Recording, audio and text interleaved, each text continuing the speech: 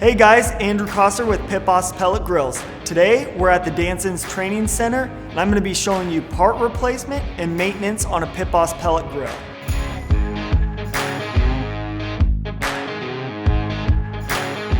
For this we're going to be using the 820FB, but this process can be used across the line for all Pit Boss Pellet Grills. Because the burn system is so similar, this can be used for not only this Pit Boss grill, but the Pit Boss you have at home. So now that our hopper is already off, our next step in the process is actually going to be to remove the zip ties holding our wires in place.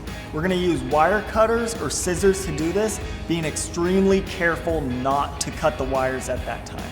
Next, we are going to be removing the auger motor from the auger itself.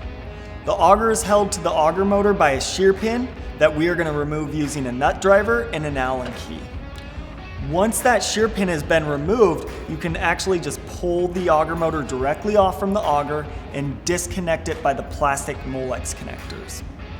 So now that we've removed our auger, we can do any maintenance on the auger that we need, including cleaning up rust spots using fine grit sandpaper.